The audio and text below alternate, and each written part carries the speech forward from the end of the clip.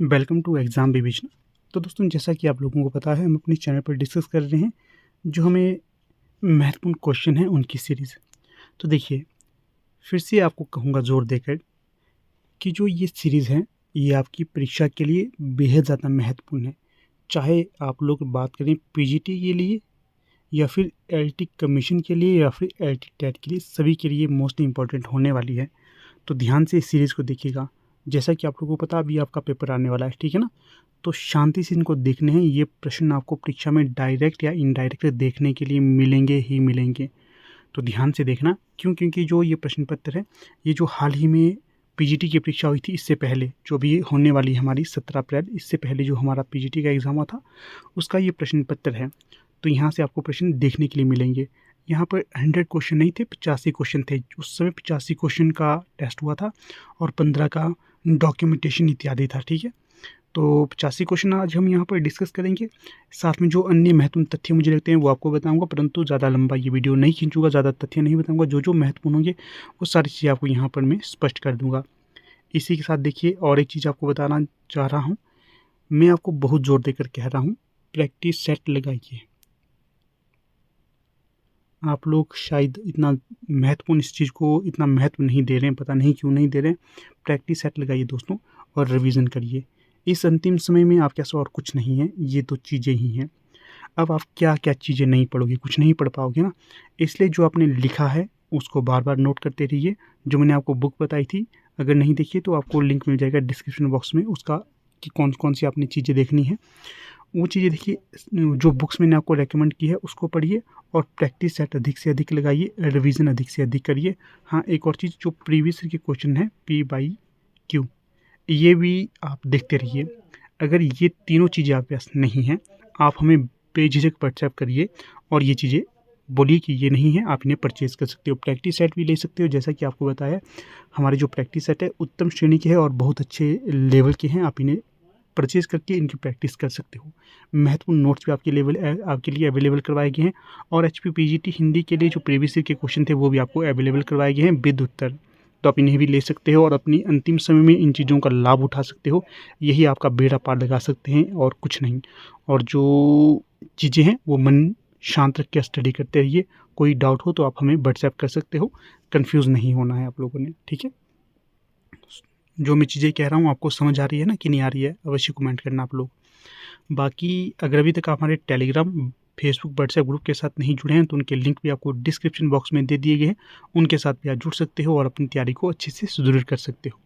Practice करिएगा, ज़्यादा से ज़्यादा प्रैक्टिस सेट लगाते रहिए, अधिक से अधिक प्रैक्टिस सेट, ठीक है? तो चलिए शुरू करते हैं अब आपकी आज के लेक्चर को।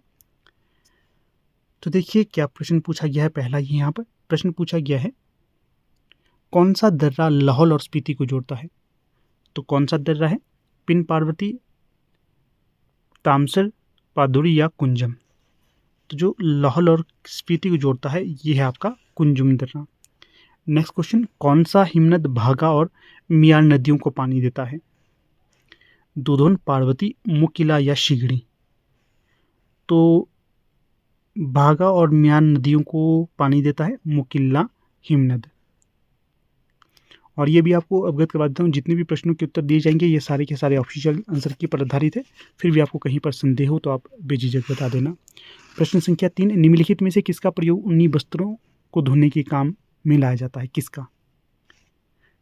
ये देखो, पहाड़ी क्षेत्रों में कपड़े धोने के लिए किसका रीठा बोलते हैं हम। यहाँ पर रीठा लिखा है परंतु ये रीठा होता है। ये एक तरह से डिटर्जेंट की तरह काम करता है रीठा। आप लोगों को भी पता ही होगा, सारे पहाड़ियों को। ट्राउट मछली के संवर्धन की सुविधाएं हिमाचल प्रदेश के रोहड़ू क्षेत्र में कहाँ पर है? ये आपका चिड़गांव में। पहले तो ध्यान रखना कि ट्राउट मछली के संवर्धन की सुविधाएं हिमाचल प्रदेश के किस क्षेत्र में है? रोहड़ू क्षेत्र में। रोहड़ू के किस क्षेत्र में? चिड़गांव में। अगला जो प्रश्न है इसमें पूछा गया है, निम्नलिखित में से कौन सी घाटी कुल्लू जिले में नहीं है? जरी, सेंज, तीर्थन, बलह?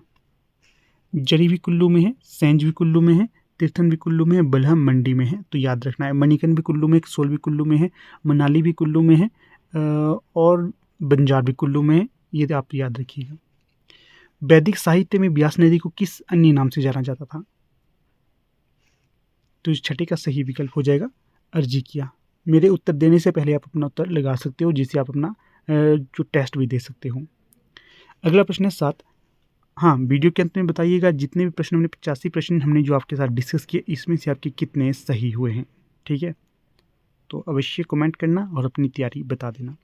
लाहौर किस वर्ष के आसपास चंबा लाहौर और ब्रिटिश लाहौर में बंट गया था? तो ये बंट गया था 1846 से लेकर 1847 के बीच। अगला प्रश्न, राजा जगत सिंह और राजा रूप सिंह जिन्होंने 1641 से 42 के आसपास मुगल शासकों के विरुद्ध विद्रोह किया, किस रियासत के राजा थे ये? तो ये थे नूरपुर। राजा जगत सिंह नाम से ही एक कुल्लू का राजा भी हुआ जिसने दशहरा शुरू किया था, ये भी आपने ध्यान रखना। प्रश्न संख्या 9। 1911 ईस्वी में आयोजित दिल्ली दरबार में कहलूर रियासत के किस राजा ने भाग लिया था? तो ये लिया था अमरचंद के द्वारा। किसके द्वारा? अमरचंद के द्वारा। सी सही विकल्प होगा।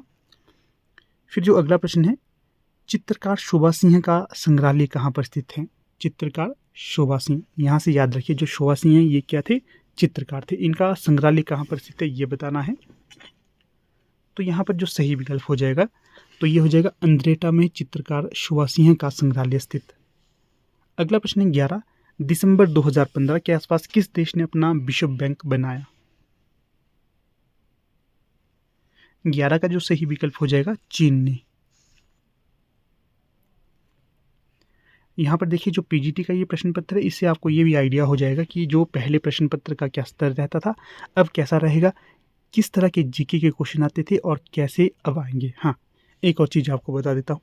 अभी देखिए जो ये चीज़ें बड़ी चली हुई है कि जो हाल ही में एक परीक्षा हुई थी वेटनरी ऑफिसर का जो परीक्षा हुई थी, इसमें देखिए प्रश्न पत्र का लेवल बहुत ही हाई था। ठीक है, अब डर गए हैं सारे पीजीटी वाले कि अब हमारा भी ऐसा ही हाई होगा या नहीं। देखिए जो वेटनरी की पोस्ट थी वो थी दोस्तों फर्स्ट ग्रेड की। किस ग्रेड की? फर्स्ट ग्रेड की। और जो आप लोगों की ग्रेड है वो कौन सी है? थर्ड ग्रेड की। तो थर्ड ग्रेड और फर्स्ट ग्रेड में आपको खुद ही पता चलता है कि अंतर है। जो हमारा अभी हाल में हुआ था असिस्टेंट प्रोफेसर का एग्ज़ाम, ठीक है, उसमें भी वेटनरी ऑफिसर की तरह ही हार्ड क्वेश्चन पूछे जाते हैं, चाहे वो पीजीटी हिंदी क्या ही हो या फिर जीके का हो, दोनों में हार्ड पूछा जाता है। अगर कोई थर्ड ग्रेड की जॉब है उसमें क्या आपको लगता है इतने ही हार्ड क्वेश्चन पूछे जाएंगे? मैं आपके ऊपर इस प्रश्न को छोड़ देता हूँ, आप बताइएगा, कमेंट करिएगा क्या लगता है आप लोग। और मेरा उत्तर जानना चाहते हैं तो आप मुझे व्हाट्सएप करिए, मैं आपको बता दूंगा। थोड़ी सी चीज़ें आपके ऊपर भी छोड़नी चाहिए जिससे आप भी अपना जो मत है वो रख सकें। ठीक है, आप अपना दिमाग खोल सकें। और देखो हमारी टीम के द्वारा आपके लिए बहुत अच्छे से तैयारी करवाई जा रही है। आपको रोज़ सुबह मिलता है बीएड पोर्शन वाला लेक्चर और आपको 5 बजे मिलता है जो रिवीजन वाली क्लास, जिसमें आपको 100+ क्वेश्चन मिलते हैं रोज़। और उसके बाद आपको 7 बजे के आसपास मिलता है जीके की क्लास, जिसमें आपको Hindi, English, India, HP GK, current affair discuss करा जाता है। उसके पश्चात रात 9 बजे मिलता है आपको नए पाठ्यक्रम पर आधारित लेक्चर। इस तरह से देखिए डेली आपको 4 लेक्चर दिए जाते हैं। कहाँ पर आपको 4 लेक्चर मिल रहे हैं ये आप बताइएगा, पीजीटी की जो तैयारी कर रहे हैं। ठीक है, हमारी टीम आपको प्रोवाइड कर रही है ताकि आप लोग सफल हो। दिल से हमारी ये चाह है कि आप लोग सभी सफल हो। पता ही होगा आपको 117 सीटें हैं, 117 सीटें होती हैं बहुत ज़्यादा। अगर आप लोग शांति से तैयारी करोगे आप लोग अवश्य कामयाब हो जाएगी। 117 आप बन सकते हो। ठीक है, चलिए आगे देखते हैं प्रश्न क्या है। आगे प्रश्न है 100 नहीं, प्रश्न है 12। सितंबर 2016 के आसपास माइकल टेमर किस देश के राष्ट्रपति बने? माइकल टेमर, ये पुराना प्रश्न पत्र है इसलिए पुराने ही करंट अफेयर के क्वेश्चन भी यहाँ पर है। तो जो 12 का सही विकल्प होगा तो ये ब्राज़ील के बने थे माइकल टेमर, राष्ट्रपति ब्राज़ील के। 12 का सही विकल्प बी। अगला जो प्रश्न है 13। पुलित्ज़र पुरस्कार किस क्षेत्र में योगदान के लिए दिया जाता है? जो पुलित्ज़र पुरस्कार दिया जाता है ये साहित्य के क्षेत्र में दिया जाता है। अगला प्रश्न है 14। इसमें क्या पूछा गया था? वैलेंटाइंस डे किस दिन मनाया जाता है? 14 फरवरी को। 14 का 14 ही उत्तर होगा। क्षेत्रफल के आधार पर विश्व में सबसे बड़ा देश कौन सा है? क्षेत्रफल के आधार पर सबसे बड़ा देश कौन सा है? रशिया, रूस। क्षेत्रफल के आधार पर भारत का सबसे बड़ा राज्य कौन सा है? भारत का सबसे बड़ा राज्य उत्तर देना है। हिमाचल प्रदेश का सबसे बड़ा जिला क्षेत्रफल के आधार पर उत्तर देना है। देखूंगा कितने देते हैं आप लोग उत्तर, ये प्रश्न आपके लिए छोड़ दिया। हाँ, एक और चीज़ यहाँ पर बता देता हूँ। हाल ही में रूस और यूक्रेन का युद्ध हो रहा है, आपको पता ही होगा। एक और देश है, दो देश है जिनमें युद्ध हो रहा है आपका, इजराइल, और कौन है इजराइल के साथ किसका? फ़लस्तीन का युद्ध हो रहा है, ये भी आपने ध्यान रखना है। इन दो देशों के मध्य युद्ध हो रहे हैं। गाज़ा बॉर्डर पड़ता है इन दोनों के बीच में, गाज़ा बॉर्डर। रूस और यूक्रेन में युद्ध हो रहा है। इनके यहाँ पर जो महत्वपूर्ण चीज़ थी कीव के लिए इनका युद्ध हो रहा था, ये भी आप ध्यान रखिए। प्रश्न संख्या 16, इसमें क्या पूछा गया है? बनस्थली विद्यापीठ भारत के किस राज्य में है? बनस्थली विद्यापीठ भारत के किस राज्य में है? 16 का सही विकल्प हो जाएगा राजस्थान। कॉफ़ी का सबसे अधिक उत्पादन भारतीय किस राज्य में होता है? तो ये होता है कर्नाटक में। अगला प्रश्न, भारत के किसी भी अर्धसैनिक बल की अध्यक्षता करने वाली पहली महिला अधिकारी कौन है? तो 18 का सही विकल्प कौन सा होगा ये बताना है। तो ये थी अर्चना राम सुंदरम बी। किस ग्रह का नाम समुद्र के देवता के नाम पर रखा गया है? तो ये है नेपच्यून डी। अगला प्रश्न है 20, इसमें क्या पूछा गया है? रक्त के परिसंचरण अर्थात ब्लड सर्कुलेशन की खोज किसने की? तो ये की गई थी विलियम हार्वे के द्वारा। प्रश्न संख्या 22, आचार्य रामचंद्र शुक्ल का हिंदी साहित्य का इतिहास सर्वप्रथम किसकी भूमिका में प्रकाशित हुआ था? ये आ गया अब हमारा हिंदी साहित्य का सेक्शन। तो जो 21 का सही विकल्प हो जाएगा तो ये होगा हिंदी शब्द सागर की भूमिका में। आप लोग बताइएगा इसका प्रकाशन वर्ष क्या है? हिंदी साहित्य का इतिहास जो रामचंद्र शुक्ल के द्वारा लिखा गया था। साहित्य जनता की चित्तवृत्ति का संचित प्रतिबिंब है, ये किसने कहा था? ये कहा गया था साहित्य जनता की चित्तवृत्ति का संचित प्रतिबिंब है रामचंद्र शुक्ल के द्वारा। अगला प्रश्न है 23, निम्नलिखित में से कौन सा भाषा संविधान की 8वीं अनुसूची में सम्मिलित नहीं है? कौन सी भाषा नहीं है ये बताना है। तो जो 23 का सही विकल्प हो जाएगा भोजपुरी अंग्रेजी, ये भारतीय संविधान की 8वीं अनुसूची में शामिल नहीं है। मैथिली, संस्कृत, नेपाली ये तो हैं। ध वर्ण का उच्चारण स्थान क्या है ये बताइए। ध वर्ण का उच्चारण स्थान त थ द ध दंती। औरत शब्द किस भाषा से संबंधित है? अरबी। एक या अधिक अक्षरों से बनी हुई स्वतंत्र सार्थक ध्वनि को क्या कहा जाता है? शब्द कहा जाता है। वस्तुओं के विषय में विधान करने वाले शब्द को क्या कहते हैं?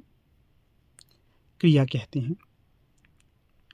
जिस समास में दूसरे शब्द प्रधान होता है वहां पर कौन सा समास होता है? जिस समास में दूसरा शब्द प्रधान होता है वहां पर कौन सा समास होता है ये बताना है आप लोगों ने। तो ये हो जाएगा आपका तत्पुरुष समास। अगले प्रश्न को देखिए। अगला प्रश्न यहाँ पर पूछा गया है 29, न किस वर्ग का व्यंजन है? सिंपल और आसान प्रश्न है, आराम से इसका उत्तर दीजिएगा। तो जो 29 का सही विकल्प हो जाएगा कि न किस वर्ग का व्यंजन है, तो ये हो जाएगा आपका त वर्ग का। त थ द ध न, ये न वर्ग के अंतर्गत आते हैं। यहाँ डी सही विकल्प हो जाएगा। अगला प्रश्न है 30, इसमें क्या पूछा गया है? निम्नलिखित में से कौन सी उपभाषा राजस्थानी हिंदी की नहीं है? क्या प्रश्न पूछा गया है? निम्न में से कौन सी उपभाषा राजस्थानी हिंदी की नहीं है, ये पूछा गया है। तो जो 30 का सही विकल्प होगा मगही। जो मगही है ये राजस्थानी अपभ्रंश की नहीं है, बाकी मारवाड़ी, मेवाती, मालवी और ये तीनों ही राजस्थानी की उपभाषाएं होंगी, इसका ध्यान रखना है। प्रश्न संख्या 31, बुंदेली किस हिंदी की बोली है? जो बुंदेली है ये किस हिंदी बोली के अंतर्गत आती है? बिहारी, पूर्वी, राजस्थानी या पश्चिमी? तो 31 का सही विकल्प क्या होगा ये बताना है। तो जो बुंदेली है ये आपकी पश्चिमी हिंदी के अंतर्गत आएगा। डी यहाँ सही विकल्प हो जाएगा।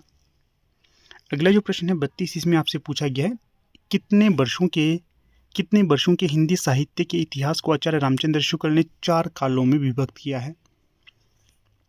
तो 32 का जो सही विकल्प हो जाएगा तो वो होगा 900 वर्षों के इतिहास को आचार्य रामचंद्र शुक्ल ने 4 कालों में विभक्त किया है। जो इनका इतिहास है ये 1929 में प्रकाशित हुआ था। कहाँ से? नागरिक प्रचारणी सभा काशी से प्रकाशित हुआ था। एक बार ये भी प्रश्न सेट की परीक्षा में पूछा गया था। और जो आचार्य रामचंद्र शुक्ल है, ये जो, जैसे कि आपको बता देता हूँ, आचार्य रामचंद्र शुक्ल हैं, ये एक प्रामाणिक इतिहासकार के, वैसे तो सारे ही प्रामाणिक है, परंतु जो आचार्य रामचंद्र शुक्ल ने चीज़ें कही हैं उन्हें एक तरह से हिंदी साहित्य की रीढ़ माना जाता है। उसी के आसपास सारा कुछ घूमता है, ये ध्यान रखना है। इन्होंने आदिकाल को क्या नाम दिया था? इन्होंने आदिकाल को वीर गाथा काल नाम दिया गया था, ये भी ध्यान रखना है। प्रश्न संख्या 33, पद्मावती समय किस काव्य रचना का अंश है? जो पद्मावती समय है ये आपकी पृथ्वीराज रासो जो काव्य है, काव्य नहीं, ये तो महाकाव्य है, इसका जो है ये एक अंश। 33 का जो सही विकल्प हो जाए, 33 नहीं, क्या है प्रश्न संख्या 33, बिल्कुल 33 का जो सही विकल्प हो जाएगा, पृथ्वीराज रासो महाकाव्य का पद्मावती इसमें एक अंश होगा। इसी तरह से एक और है, एक और इसका खंड माना जाता है, इस समय मुझे क्लियरली याद नहीं आ रहा है, रेवा तट। रेवा तट भी जो पृथ्वीराज रासो का ही एक खंड है, इसका ध्यान रखना है। आपसे देखिए ये पूछा जा सकता है कि पद्मावती इस समय क्या ये पृथ्वीराज रासो का अंश है या फिर पद्मावत का है? आप पद्मावती समझ के पद्मावत कर सकते हो, ये गलती आपने नहीं करनी है। पृथ्वीराज रासो ये किसकी रचना है ये आपने बताना है, ये प्रश्न आपके लिए छोड़ देता हूँ। प्रश्न संख्या 34, जगनिक के आला गीत किस ऋतु में गाए जाते हैं? जगनिक के आला गीत है, ये याद रखना है आपने, ये किस ऋतु में गाए जाते हैं ये बताना है। 34 का जो सही विकल्प होगा, वर्षा ऋतु में गाए जाते हैं जगनिक के आला गीत। परमाल रासो जगनिक द्वारा रचित है, इसका भी ध्यान रखना है। प्रश्न संख्या 35, कुमार पाल प्रतिबोध गद्य पद्य में संस्कृत प्राकृत काव्य के लेखक हैं? तो जो 35 का सही विकल्प हो जाएगा, सोमप्रभ सूरी के द्वारा लिखा गया है कुमार पाल प्रतिबोध गद्य पद्य में संस्कृत प्राकृत काव्य। ये देखिए याद रखना, ये पूछा जा सकता है कि सोमप्रभ सूरी द्वारा कृत कुमार पाल प्रतिबोध कैसी रचना है? तो यह गद्य पद्य में संस्कृत प्राकृत काव्य है। अगला जो प्रश्न यहाँ पर आपसे पूछा गया है 36, इसमें पूछा गया है गीतावली की रचना गोस्वामी जी ने सूरदास के अनुकरण पर की। किसकी? गीतावली की। बाल लीला के कई एक पद ज्यों के त्यों सूरसागर में भी मिलते हैं, केवल राम श्याम का अंतर है। प्रस्तुत कथन किसका होगा? 36 का सही विकल्प बताइए। तो जो 36 का सही विकल्प होगा तो वो होगा विकल्प सी, रामचंद्र शुक्ल का। यहाँ से देखिए दोस्तों, आप लोगों को एक ट्रिक बता देता हूँ मैं। जो एक तरह से संस्कृत निष्ठ भाषाएं अगर आपको किसी कथन में मिलेंगी, वो ज़्यादातर संभावना है आचार्य रामचंद्र शुक्ल के ही वो कथन हो। ये इसलिए बता रहा हूँ, मुझे लगता है कि आप लोगों ने ये पंक्तियों वाले प्रश्न ज़्यादा नहीं किए होंगे, कईयों ने तो करे भी हैं, कईयों ने नहीं करे, उनके लिए एक ट्रिक बता देता हूँ। ज़्यादातर जो संस्कृत निष्ठ शब्द आपको पंक्तियों में मिलेंगे वो होते हैं आचार्य रामचंद्र शुक्ल के, ठीक है। कई जगह हजारी प्रसाद द्विवेदी के भी होते हैं, परंतु ज़्यादातर संभावना रहती है आचार्य रामचंद्र शुक्ल के। आप लोगों के लिए जो मैंने ये सीरीज चलाई है ना इस समय, तो अब मुझे लगता है कि बहुत सारों ने अच्छे से सिलेबस कवर नहीं किया है, तभी आपके लिए चलाई है, इसको आपने ध्यान से देखना है। हाँ, एक और बात, इस जो ये वीडियो है इसका हम लाइक का टारगेट रखते हैं 500 लाइक का। देखते हैं कितनी जल्दी आप 500 लाइक के टारगेट को कंप्लीट करते हो। तो आप सभी से चाहूँगा कि आप लोग एक लाइक तो अवश्य कर देना, 500 लाइक के टारगेट को कंप्लीट करना। बात कर रहे थे हम यहाँ पर आचार्य रामचंद्र शुक्ल की जो अधिकतर पंक्तियाँ पूछी जाती है, तो आपने बिना सोचे समझे, अगर आपको प्रश्न के उत्तर नहीं आते हैं ना, अगर पंक्तियाँ ज़्यादातर पूछी गई होगी तो आप आचार्य रामचंद्र शुक्ल के उसमें टिक लगा लेना। क्यों? ज़्यादातर जो पीजीटी जैसी परीक्षा हैं वहाँ पर आचार्य रामचंद्र शुक्ल की ही पंक्तियाँ पूछी जाती हैं, इसलिए आपको ये बता रहा हूँ। इसमें आपका ऐसा रहता है कि 50-50 चांस रहते हैं अगर आप आचार्य रामचंद्र शुक्ल पर टिक कर देते हो, क्योंकि नेट में भी अधिकतर पंक्तियाँ रामचंद्र शुक्ल से पूछी जाती थी और अब पीजीटी में भी पूछी जाती हैं, ठीक है। तो इसलिए आपको ये ट्रिक बता रहा हूँ। अगर कहीं पर आपको ऐसी पंक्तियाँ मिले, जैसे मान लीजिए कहीं पर इंग्लिश शब्द ज़्यादा बीच में, जैसे पंक्तियाँ हैं, पंक्तियों के बीच में अगर इंग्लिश शब्द ज़्यादा प्रयोग में लाए जा रहे हैं, तो वो बच्चन सिंह की पंक्तियाँ हो सकती हैं, क्योंकि जो बच्चन सिंह थे इन्होंने एक तरह से इंग्लिश लैंग्वेज को अपने काव्य में, अपने हिंदी साहित्य में प्रयोग किया था। तो इस चीज़ का भी आपने ध्यान रखना है, क्योंकि मुझे एक दिन भी याद आ रहा था, मैं उस दिन आपको बताना भूल गया था, तो आज आपको मैंने ये चीज़ें बताई, तो इस पर आप अमल लाना, आपको फ़ायदा होगा। हाँ, एक और चीज़ आपको बता देता हूँ मैं, अगर प्रश्न आ गया है तो ठीक है, नहीं तो अभी बता देता हूँ। जैसे मान लीजिए ये प्रश्न है, प्रस्तुत पंक्तियाँ किसकी हैं? तो यहाँ पर लिखा होता है शुक्ल, शुक्ल ऐसे लिखा होता है शुक्ल, और ब्रैकेट में दिया जाता आचार्य रामचंद्र शुक्ल। इस तरह से अगर ब्रैकेट में पहले देखिए शुक्ल लिखा होगा, फिर आचार्य रामचंद्र शुक्ल लिखा होगा। इस तरह से अगर आपको कहीं पर किसी भी विकल्प में मिलता है कि ब्रैकेट में उत्तर आगे आपको समझाया जा रहा है, तो उस पर भी आप टिक करना है। क्यों? उसमें 70% चांस रहते हैं कि वो आपका ठीक हो, इसलिए लिखा जाता है ताकि आपको क्लैरिफिकेशन मिले कि ये विकल्प हम उसी को पूछना चाह रहे हैं। ठीक है, समझ रहे हो आप क्या कहना चाह रहा हूँ मैं? तो इन चीज़ों का अपने ध्यान रखना। ये छोटी छोटी चीज़ें होती हैं जो आपको आपकी परीक्षा के और भी नज़दीक ले जाती हैं, तो इन चीज़ों का अपने ध्यान रखना है। ठीक है, चलिए अगले प्रश्न को देख लेते हैं। प्रश्न संख्या है 37। अष्टछाप के कवि किस दार्शनिक मत के मानने वाले थे? जो अष्टछाप के कवि थे ये किस दार्शनिक मत को मानने वाले थे, ये यहाँ पर बताना है। तो जो 37 का सही विकल्प होगा शुद्धाद्वैतवाद, शुद्धाद्वैतवाद। तो 37 का सही विकल्प बी होगा। अष्टछाप के जो प्रवर्तक के तौर पर कौन जाने जाते हैं? सूरदास। अष्टछाप में सबसे वरिष्ठ कवि कौन माने जाते हैं? कुंभन दास। अष्टछाप में सबसे कनिष्ठ कौन माने जाते हैं? तो ये माने जाते हैं नंददास। अष्टछाप की स्थापना किसने की थी? विठलनाथ के द्वारा। दो अष्टछाप में कितने कवि संकलित थे? 8। अष्टछाप में जो प्रमुख मत रहता था वो कौन सा था इनका? तो इनका जो एक तो शुद्धाद्वैत रहता था, दूसरा पुष्टि मार्ग भी रहता था, पुष्टि मार्ग। तो ये भी आपने ध्यान रखना है, ये भी आपको फायदेमंद साबित होंगी। अगला जो प्रश्न है यहाँ पर, इसमें पूछा गया है रास पंचाध्याय किसकी रचना है? रास पंचाध्याय किसकी रचना है? 38 का सही विकल्प बताइए। तो देखिए जो चर्चा हम कर रहे थे ऊपर, जो रास पंचाध्याय है ये नंददास की रचना है। कुंभन दास की प्रमुख रचना है सूरसागर, और भ्रमर गीत इसी के अंतर्गत हमें लगी हुई है, आपको तो ये पता ही होगा। और जो कुंभन दास है, सूरदास की मैं बात कर रहा था, ये है इनकी सूरदास की सूर सारावली सूरसागर, ये ध्यान रखना। कुंभन दास ये सबसे वरिष्ठ कवि माने जाते हैं जो आपका अष्टछाप है इसमें। मीराबाई की उपासना किस प्रकार की थी? जो मीराबाई थी इनकी उपासना किस प्रकार की थी ये बतलाना है यहाँ पर। सख्य, शांत, दास्य, माधुर्य या पत्ती भाव की। जो मीराबाई की भक्ति थी ये माधुर्य भाव की थी, ये ध्यान रखना है। सख्य भाव की भक्ति थी या वात्सल्य भाव की भक्ति थी? सूरदास की। और जो दास्य भाव की भक्ति थी ये किसकी थी? ये थी आपकी अपने तुलसीदास की। जो पहले सूरदास थे ना, इनकी भक्ति भी दास्य भाव की होती थी, परंतु जब ये बल्लभाचार्य जी के संपर्क में आए उसके पश्चात से इनकी भक्ति कैसी हो गई? वत्सल्य भाव की हो गई या सख्य भाव की हो गई। तो ये भी आप ध्यान रख सकते हो। प्रश्न संख्या 40। अमीय हलाहल मधभरे सेत श्याम रत्नान जियत मर्त झुकी झुकी परत जेहि चितवन एक बार। उपयुक्त दोहे के रचयिता कौन होंगे? जो प्रस्तुत दोहा है इसके रचनाकार हो जाएंगे आपके रसलीन, जो विकल्प में कहीं नहीं है। रसलीन की पंक्ति होगी, याद रखना है।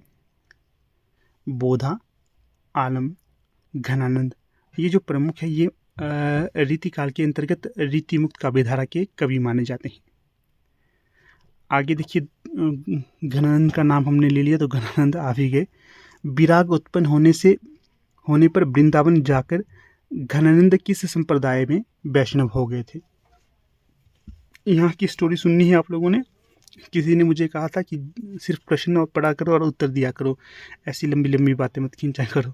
चलिए मैं आपको स्टोरी बता देता हूँ। तो इसलिए स्टोरी बताता हूँ ताकि आपको प्रश्न याद रहे। ऐसे क्यों बतानी थी आपको स्टोरी? तो जो 41 का जो सही विकल्प होगा तो वो हो जाएगा निम्बार्क संप्रदाय। आप लोग कमेंट करना कि आपको इस तरह से जो कुछ स्टोरियाँ होती हैं प्रश्न से जुड़ी हुई या तथ्यों से जुड़ी हुई, वो आपको बतानी चाहिए कि नहीं बतानी चाहिए। आप लोगों के ऊपर निर्भर रहूँगा। अगर आप लोग कहेंगे कि स्टोरियाँ बतानी है तो बताया करूँगा, नहीं तो सीधे प्रश्न पढ़ा करूँगा और उत्तर दिया करूँगा। तो चलिए खैर इसकी तो बता ही देता हूँ आपको। जैसे कि आप लोगों को पता है जो घनानंद है ये थे आपकी रीतिमुक्त काव्यधारा के प्रमुख कवि। होता ऐसा है कि ये जो घनानंद है ये रहते हैं मुगल काल के प्रमुख एक शासक थे। क्या था? रंगीला, नाम मुझे पूरा याद नहीं आ रहा। चलो कोई भी आप याद रखिएगा। एक मुगल दरबार में एक अच्छे शासक थे, मोहम्मद शाह रंगीला। इनके दरबार में रहते थे घनानंद। ठीक है, तो घनानंद के जो मित्र थे वो इनसे जेलसी फील करते थे कि यार ये कितना प्रसिद्ध हो रहा है। तो इनके जो मित्रों ने एक षड्यंत्र एक दिन रचा और इन्होंने कहा मोहम्मद शाह रंगीला से कि याद रखना, ये पूछा जाता है प्रश्न कि घनानंद किसके दरबार में रहते थे, तो ये मोहम्मद शाह रंगीला के दरबार में रहते थे। तो जो घनानंद के मित्र थे इनसे जेलसी फील करते थे, तो इन्होंने तो मोहम्मद शाह रंगीला से कहा कि महाराज आपकी जो दरबार में घनानंद है बहुत अच्छा गाते हैं। और मोहम्मद शाह रंगीला का मन भी हो गया कि क्यों ना हम घनानंद से गाना सुने। तो इन्होंने हुक्म दे दिया घनानंद को कि गाना गाइए। जो घनानंद होते हैं तरह तरह के नखरे मारने लग जाते हैं कि महाराज मुझे तो गाना नहीं आता है, आज मेरा गला ख़राब है, किसने कहा आपको मुझे गाना आता है, मेरा तो गाना, ये कुछ इस तरह के कई बहाने लगाते हैं। और घनानंद होता है जो टस से मस नहीं होता और गाना नहीं गाता है। और राजा भी ढीठ था, ये भी बोलता था भी जब तक तू गाना नहीं गाएगा तब तक तेरे को मैं यहाँ से नहीं छोड़ूंगा। तो जो दरबारी होते हैं ये बड़े शैतान होते हैं, इनको पता होता तो ये तो गाना नहीं गाएगा किसी भी हालत में। तो ये महाराज से कहते हैं महाराज ऐसा करिए, आप इनकी जो प्रेयसी है सुजान, कौन है इनकी प्रेयसी का नाम भी पूछा जाता है सुजान।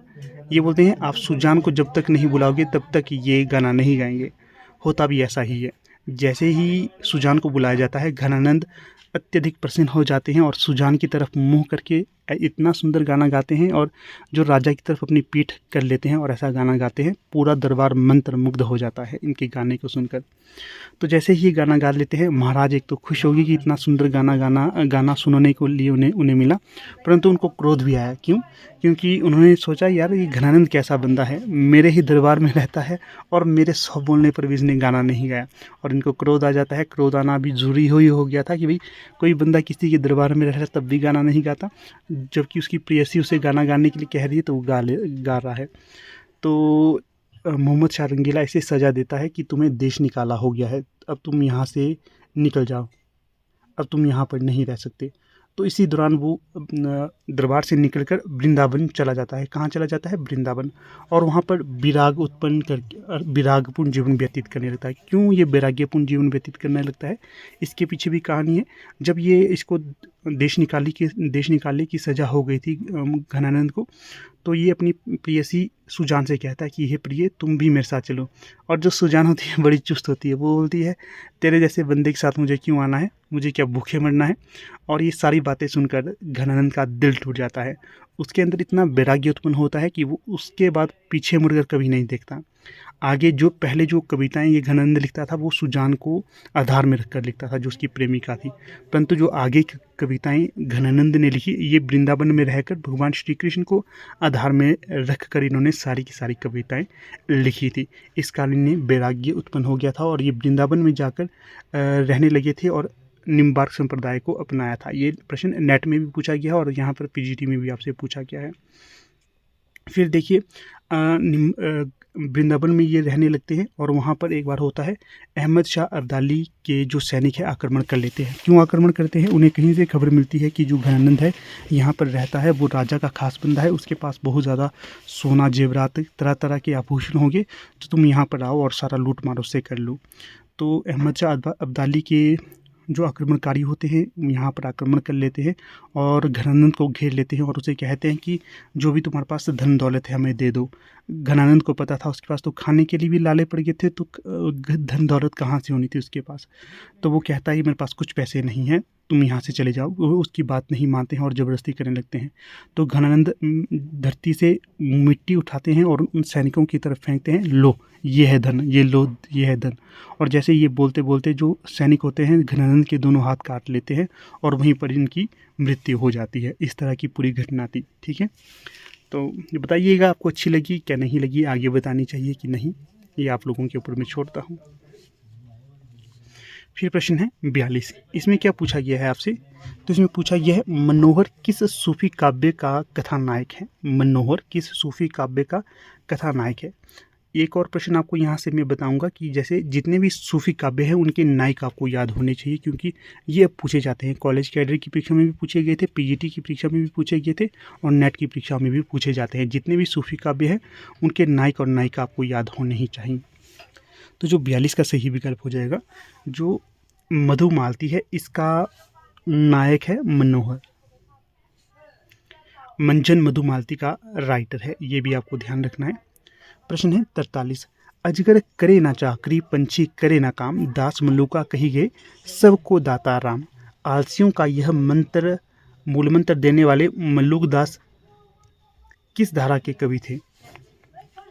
तो 43 का जो सही विकल्प होगा ये थे ज्ञानाश्री निर्गुण काव्यधारा के कवि। कौन? मल्लुक दास। पूछा जाता है प्रस्तुत पंक्तियां किसकी हैं, तो मल्लुक दास की ये पंक्तियां होगी, और मल्लुक दास ज्ञानाश्री काव्यधारा के कवि माने जाते हैं। प्रश्न है 44, खेती ना किसान को, भिखारी को ना भीख, बलि बनिक को बनिज ना, चाकर को चाकरी, जीविका विहीन हो लोग, सिद्धमान सोच बस कहें एक न सो कहाँ जाई का करी। पंक्ति के एक बार से फिर पढ़ लेते हैं। खेती ना किसान को, भिखारी को ना भीख, बलि बनिक को बनिज ना, चाकर को चाकरी, जीविका विहीन लोग, सिद्धमान सोच बस कहें एक न सो कहाँ जाई का करी। प्रस्तुत पंक्तियां किसकी होंगी ये बताना है। तो जो ये पंक्तियां हो जाएंगी तुलसीदास की हो जाएंगी, सही विकल्प ए। अगला जो प्रश्न है यहाँ पर, इसमें क्या पूछा गया है? कर्म जोग पुनि ज्ञान उपासन, सब ही भ्रम भरमायो, श्री बल्लभ गुरु तत्व सुनायो, लीला भेद बतायो। उपयुक्त काव्य पंक्तियों में उद्धृत लीला तत्व जानने का आत्मसाध्य किस कवि का है? तो जो 45 का जो सही विकल्प होगा तो ये होगा, ये जो पंक्तियां कही थी सूरदास ने कही थी। क्यों सूरदास ने ये बल्लभाचार्य के सुर में कही थी कि उन्होंने उन्हें, जो वो किसी गलत डायरेक्शन में जा रहे थे, वहाँ से उन्होंने उसे सही डायरेक्शन में लाया। सूरदास को किसने? बल्लभाचार्य ने। श्री बल्लभ गुरु ये बात कही गई है ना, ये इसका उत्तर होगा। सूरदास की ये पंक्तियां हैं बल्लभाचार्य जी के लिए। प्रश्न 46, खड़ी बोली का प्रथम महाकाव्य कौन सा है? बार बार आपको ये जोर देकर कहता हूँ कि खड़ी बोली का जो प्रथम महाकाव्य है तो वो कौन सा है? प्रिय प्रवास। कौन सा? प्रिय प्रवास। समय इसका 1914 हो जाएगा। हरिऔध की ये रचना हो जाएगी। प्रश्न है 47, इसमें आपसे पूछा गया है निम्नलिखित में से कौन सा नाटक श्री निवास दास का नहीं है ये पूछा गया है। 47 का सही विकल्प होगा ए, दमयंती स्वयंवर। ये लाला श्रीनिवास दास का नहीं है। तप्ता स्वयंवर, रणधीर प्रेम मोहिनी, संयोगिता स्वयंवर, ये तीनों ही लाला श्रीनिवास दास का होगा। ये तीनों नाटक होंगे लाला श्रीनिवास दास के। जो परीक्षा गुरु है ये उपन्यास भी लाला श्रीनिवास दास का ही होगा। इसे हिंदी का प्रथम उपन्यास भी कहा जाता है, ये भी आपने ध्यान रखना है। प्रश्न 48, हम कौन थे, क्या हो गए और क्या होंगे अभी, आओ विचारें आज मिलकर ये समस्या सभी। राष्ट्रीय भावना एवं जागरण स्वर की प्रधानता से उपयुक्त काव्य पंक्तियों के रचनाकार कौन होंगे? तो जो ये पंक्तियां हैं ये हो जाएंगी आपकी किसकी? मैथिली शरण गुप्त की। ये इन्होंने कहाँ पर कही थी ये पंक्तियां? ये भारत भारती जो इनकी रचना है, भारत भारती, इसका समय 1912 हो जाएगा। इसमें इन्होंने ये पंक्तियां कही थी, ये ध्यान रखना है। प्रश्न संख्या 49, इसमें आपसे पूछा गया है निम्नलिखित में से कौन सा काव्य मुख्यतः स्त्री जीवन की विडंबना को चित्रित करती है? तो जो 49 का सही विकल्प होगा तो वो हो जाएगा आपका परले की छाया। जो परले की छाया है ये किसकी रचना हो जाएगी? परले की छाया जयशंकर प्रसाद की रचना हो जाएगी। इसमें मुख्यतः स्त्री जीवन को आधार में रखकर रचना की गई है। कामायनी कब लिखी गई है ये प्रश्न आप बताइएगा। निम्नलिखित में से निराला की कौन सी काव्य रचना प्रगतिवादी विचार दर्शन से प्रभावित है? तो जो 50 का सही विकल्प हो जाएगा तो वो हो जाएगा आपका कुकुरमुत्ता। जो कुकुरमुत्ता है ये निराला की प्रगतिवादी विचार दर्शन से प्रभावित है। जो कुकुरमुत्ता है इन्होंने इसमें एक जो देखिए यहाँ पर क्या उदाहरण दूँ आपको, कुकुरमुत्ता बताऊँ क्या होता है? जंगली मशरूम, आपने देखा ही होगा जंगली मशरूम, तो उसे कहते हैं कुकुरमुत्ता। इन्होंने यहाँ पर उन्होंने कुकुरमुत्ता और गुलाब में तुलना की है। स्वयं को ये कुकुरमुत्ता कहते हैं और जो गुलाब होता है उन्हें कहते हैं। बाकी जो अमीरजादे टाइप के कवि होते हैं उनको उन्होंने गुलाब कहा है, स्वयं को उन्होंने कुकुरमुत्ता कहा है। और इस कविता में प्रगतिवादी सोच देखने के लिए मिलती है।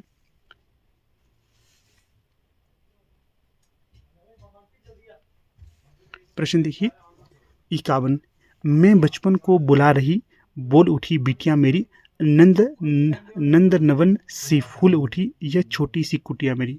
हृदय को प्रभावित करने वाली वात्सल्य अनुभूति से युक्त यह कविता किसकी होगी? तो ये कविता है सुभद्रा कुमारी चौहान की। सुभद्रा कुमारी चौहान, इनका समय 1905 का माना जाता है। महादेवी वर्मा का 1907 का माना जाता है। और जो निराला है इनका माना जाता है 1899 का। और जो मैथिली शरण गुप्त है 1886 के आसपास का इनका माना जाता है। ये भी ध्यान रखिएगा आप। झांसी की रानी भी सुभद्रा कुमारी चौहान की ही रचना होगी। प्रश्न है 52, मिथक के संबंध में निम्नलिखित में से कौन सा कथन सही नहीं है? नहीं की बात की जा रही है यहाँ पर, तो जो सही नहीं होगा तो वो देख लेते हैं। पहला तो है, मिथक की बहुस्तरीय अर्थकता साहित्यिक दृष्टि से महत्वपूर्ण है। सही है। कभी समयों में भी मिथ की विशेषताओं का विधान माना गया है। सही है। मिथक अतीत से अपने को अलग करने का उपक्रम है। गलत है। मिथक में कथात्मकता की प्रवृत्ति अंतर्भुक्त होती है। सही है। मिथक अतीत से अपने को अलग नहीं करने का उपक्रम है, ये ध्यान रखना है। तो अगला जो प्रश्न है 53, इसमें पूछा गया है सामूहिक अवचेतन सिद्धांत के प्रतिपादक थे। सामूहिक अवचेतन सिद्धांत के प्रतिपादक कौन थे, ये बताना है। 53 का सही विकल्प कौन सा होगा? तो देखिए, कार्ल गुस्ताव युंग इन्होंने सामूहिक अवचेतन सिद्धांत की प्रतिपादन किया था। प्रश्न 54, अपने साहित्यकार साथियों के संस्मरणात्मक रेखाचित्र महादेवी वर्मा ने अपनी किस पुस्तक में लिखे हैं? तो जो 54 का सही विकल्प हो जाएगा पथ के साथी। जो पथ के साथी हैं, इसमें इन्होंने अपने साहित्यकार अर्थात जो निराला थे, मैथिली शरण गुप्त थे, पंत थे, जो भी इनके समकालीन साथी थे या रचनाकार थे, इनको संस्मरणात्मक रेखाचित्र के माध्यम से महादेवी वर्मा ने लिखा। और पूछा जाता है मेरा परिवार, इसमें इन्होंने किसके बारे में लिखा है? अपनी गिलहरी, अपनी गाय, अपने कुत्ते, इसके बारे में इन्होंने लिखा है, मेरे परिवार में। और देखिए, अतीत के चलचित्र, स्मृति की रेखाएं, पथ के साथी, मेरा परिवार, ये चारों की चारों रचनाएं या फिर संस्मरण किसके होंगे? महादेवी वर्मा के होंगे। ये भी आप ध्यान रखना। अगला जो प्रश्न है यहाँ पर, इसमें क्या पूछा गया है? तो यहाँ पर ये प्रश्न पूछा गया है, निम्नलिखित में से कौन सा गीति नाट्य सुमित्रा नंदन पंत द्वारा रचित है? ये सारे के सारे यहाँ पर गीति नाट्य हैं, परंतु एक गीति नाट्य सुमित्रा नंदन पंत द्वारा रचित है, तो वो कौन सा है ये बताना है।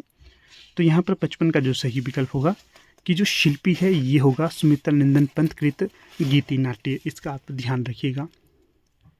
अगला प्रश्न है 56, इसमें क्या पूछा गया है? इसमें ये पूछा गया है उत्तर प्रियदर्शी किसकी रचना है?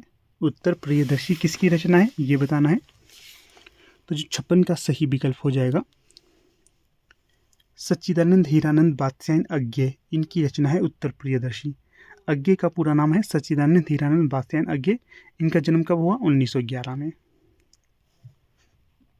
प्रश्न संख्या 57, शब्द की जिस शक्ति को उसके सांकेतिक अथवा प्रसिद्ध अर्थ का बोध हो, शब्द की जिस शक्ति से उसके सांकेतिक अथवा प्रसिद्ध अर्थ का बोध हो, वहाँ पर कौन सी शब्द शक्ति होती है? तो जो 57 का सही विकल्प होगा तो वो हो जाएगा आपका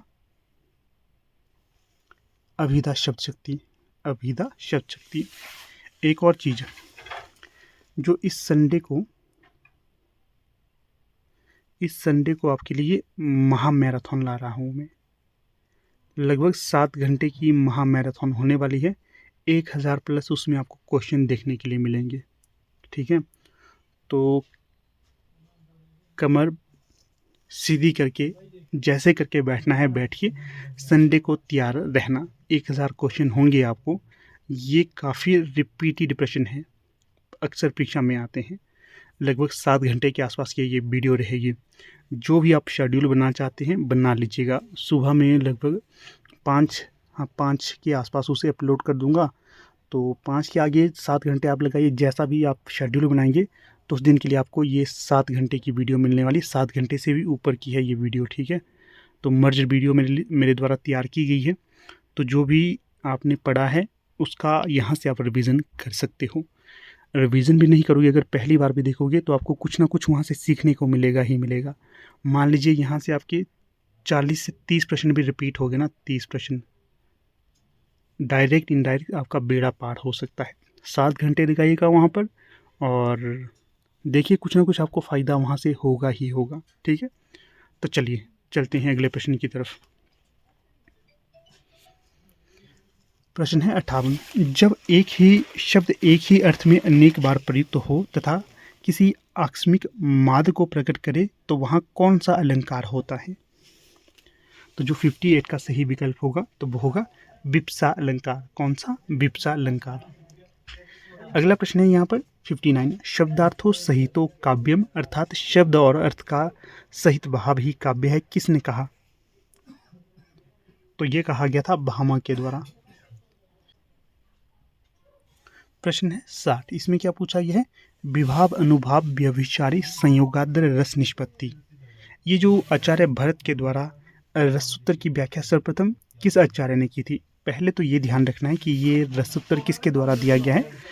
रस के संबंध में आचार्य भरत के द्वारा नाट्यशास्त्र जो इनकी रचना है उसमें इन्होंने ये सूत्र दिया था, और जो ये रसूत्र है इसकी व्याख्या सर्वप्रथम किस आचार्य ने की थी ये बताना है। तो सही जो विकल्प हो जाएगा 60 का तो वो हो जाएगा भट्ट लोलट के द्वारा। भट्ट लोलट सबसे पहले आते हैं, इन्होंने ही इसकी व्याख्या भी की थी। प्रश्न है 61, इसमें क्या पूछा गया है? बायोग्राफिया लिटरेरिया किसकी कृति है? तो जो बायोग्राफिया लिटरेरिया है ये जो कृति हो जाएगी कॉलरिज की। जो कॉलरिज है इनके द्वारा ही इस कृति की रचना की गई थी, और कल्पना को जो सिद्धांत है ये कॉलरिज के द्वारा ही दिया गया था, ये भी आपने ध्यान रखना है। प्रश्न संख्या 62, इसमें आपसे पूछा गया है अंग्रेजी शासनकाल में हिंदी के संबंध में आम फहम और खास पसंद भाषा का संदेश या उपदेश किसने दिया? काफ़ी इंपॉर्टेंट प्रश्न है ये। तो जो राजा शिव प्रसाद सितारे हिंद है इनके द्वारा ये भाषा का उपदेश दिया गया था, और इनके द्वारा हिंदुस्तानी भाषा को प्रयोग में लाया गया था, ये भी आपने ध्यान रखना है, ये भी काफ़ी महत्वपूर्ण होगा परीक्षा हेतु आपको। फिर अगले जो प्रश्न को देखिए 63, बीती भिवाबरी जागरी अंबर पनघट में डूबो रही तारा घट पट नहीं तारा घट उषा नागरी। ये जो पंक्तियाँ हैं ये किसने कही? 63 का सही विकल्प कौन सा होगा? तो ये हो जाएगा जयशंकर प्रसाद की ये पंक्तियाँ हो जाएंगी। अगला जो प्रश्न है 63 में पूछा गया है निम्नलिखित में से किस कहानी में संयुक्त परिवार की मर्यादा को प्रतिष्ठित किया गया है? 64 का सही विकल्प होगा बड़े घर की बेटी। मुंशी प्रेमचंद की रचना है। किसकी? मुंशी प्रेमचंद की रचना है। हाँ, एक और बात आपको बता रहा हूँ, बहुत से ऐसे कैंडिडेट होते हैं वो कहते हैं क्लियर नहीं दिखाई दे रहा। दोस्तों क्लियर क्यों नहीं दिखाई देता? यहाँ पर ऊपर होते हैं आपके 3 डॉट, यहाँ से वीडियो की क्वालिटी को बढ़ाइए। मान लीजिए वीडियो की क्वालिटी है 320 या 360 जो भी होता है उसके आसपास, तो आप उसको 420 की क्वालिटी में करके देखिए, ठीक है? तो क्वालिटी बढ़ेगी ही बढ़ेगी, तब आपको दिखाई देगा अच्छे से।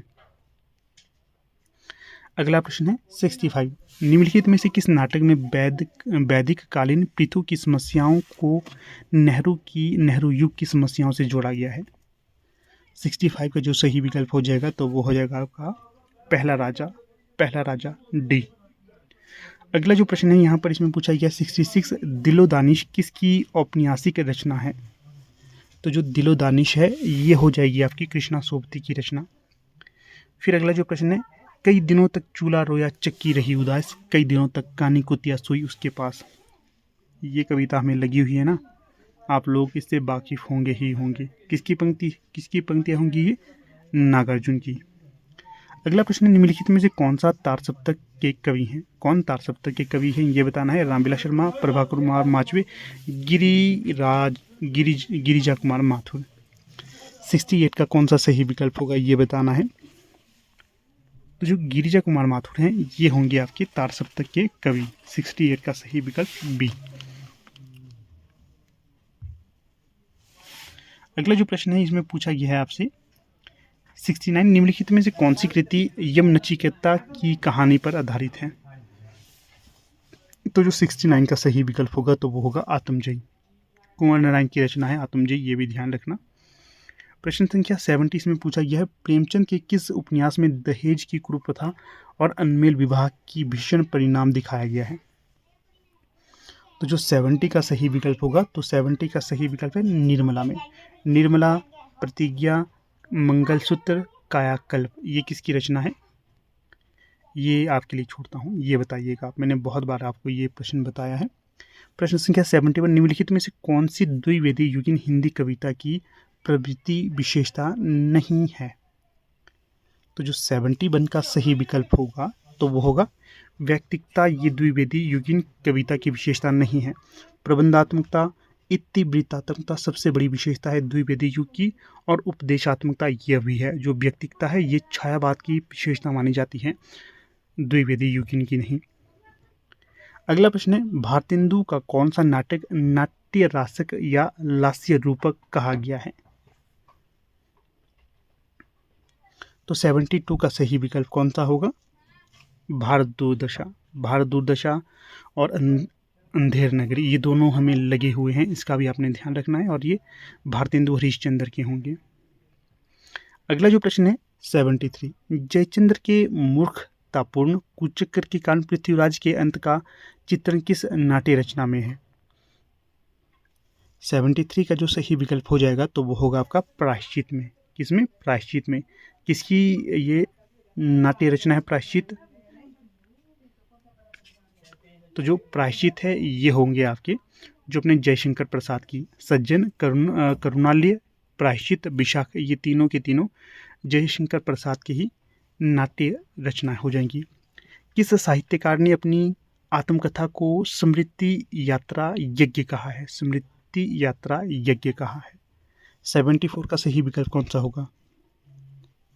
तो जो 74 का सही विकल्प होगा तो ये हो जाएगा हरिवंश राय बच्चन ने कहा है। ये हरिवंश राय बच्चन ने, हरिवंश राय बच्चन। नीर का निर्माण, यह भी नीर का निर्माण, फिर यह भी इन्हीं की आत्मकथा है, इसका ध्यान रखना है। बसेरे से दूर, नीर का निर्माण, फिर 10 द्वार से सोपान तक। अगला देखिए, निम्नलिखित में से कौन सा निबंध हजारी प्रसाद द्विवेदी का नहीं है? नहीं है। 75 का सही विकल्प कौन सा होगा? तो जो 75 का सही विकल्प होगा तो वो होगा आपका जो रेती के फूल, रेती के फूल, यह इनके निबंध नहीं होंगे। कल्पलता, आलोक पर्व, अशोक के फूल, नाखून क्यों बढ़ते हैं, इत्यादि इत्यादि, ये हजारी प्रसाद द्विवेदी के प्रसिद्ध निबंध है, इसका भी ध्यान रखना आपने। प्रश्न संख्या है 76, शशि यदनी यह नायिका ताप हरती है जोए, उपयुक्त काव्य पंक्तियां, जो पंक्तियां हैं यहाँ पर कौन सा अलंकार होगा ये बताना है। तो जो 76 है यहाँ पर जो अलंकार होगा परिकर अलंकार है, परिकर ए। अगला जो प्रश्न है 77, निसंदेह शब्द में कौन सी संधि है? तो 77 का सही विकल्प होगा विसर्ग संधि है निसंदेह में। अगला प्रश्न है 78, कारवां किसका एकांकी संग्रह है? तो जो कारवां है ये किसका एकांकी संग्रह होगा? भुवनेश्वर प्रसाद का। विकल्प ए यहाँ पर सही होगा 78 का। अगला जो प्रश्न है यहाँ पर 79, मौन भी अभिव्यंजना है, जितना तुम्हारा सच है उतना ही कहो, अनुभूति और अभिव्यक्ति में अद्वैत स्थापित करने वाला यह कथन किसका होगा? तो जो 79 का सही विकल्प होगा अज्ञे की ये पंक्तियां होंगी। किसकी? अज्ञे की। सच्चिदानंद हीरानंद वात्स्यायन अज्ञे। प्रश्न संख्या 80, परम अभिव्यक्ति लगातार घूमती है जग में, पता नहीं जाने कहाँ है वह, ये काव्य पंक्तियां किस कवि की होंगी? तो जो 80 की पंक्तियां होंगी तो यह मुक्तिबोध की। विकल्प ए यहाँ पर सही होगा। अगला जो प्रश्न है 81, इसमें क्या पूछा गया है? निम्नलिखित मध्यकालीन कवियों को रचनाकार की दृष्टि से सही विकल्प में लगाना है। तो जो 81 का सही विकल्प होगा तो वो होगा, देखिए सबसे पहले आएंगे बिहारी, फिर मतीराम, फिर देव, फिर पद्माकर। ये सारे के सारे रीतिकाल के प्रमुख विद्वान माने गए हैं या रचनाकार माने गए हैं। प्रश्न प्रकाशन काल की दृष्टि से महादेवी वर्मा की काव्य रचनाओं का सही अनुक्रम कौन सा है? महादेवी वर्मा, इनकी जो रचनाओं को भी कई बार पूछा जाता है डायरेक्ट, तो आज ये प्रश्न पूछा गया है। तो सही विकल्प जो होगा तो वो होगा सबसे पहले निहार, फिर रश्मि, फिर नीरजा, फिर दीपशिखा।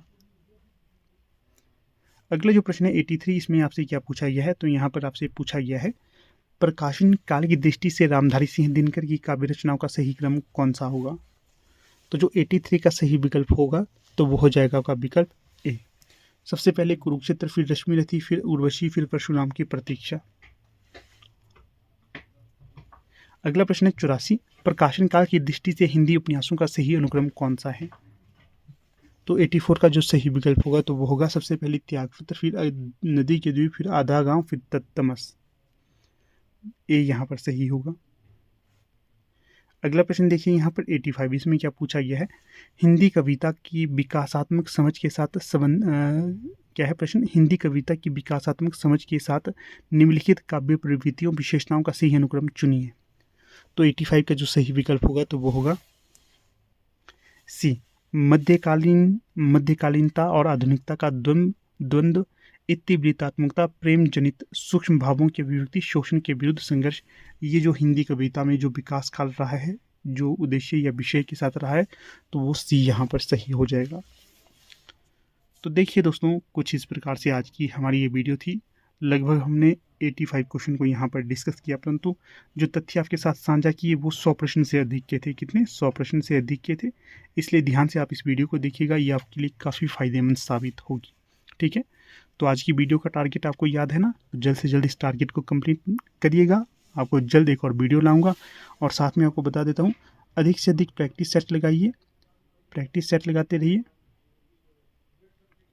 साथ में रिवीजन करते रहिए, और P/Q भी अवश्य देखिए, P/Q। अगर आपके पास ये चीज़ें नहीं हैं तो हमारी टीम के द्वारा ये उपलब्ध करवाई जा रही हैं। अगर इन्हें परचेज करना चाहते हैं तो आप संपर्क कर सकते हैं हमारे साथ। आपको व्हाट्सएप नंबर जो है डिस्क्रिप्शन बॉक्स में मिल जाएगा, वहाँ पर जाकर आप अवश्य संपर्क करना। ठीक है, तो चलिए अब यहाँ पर अपनी वीडियो का समापन कर लेते हैं। आप लोग वीडियो के अंत तक बन रहे, इसका बहुत बहुत धन्यवाद।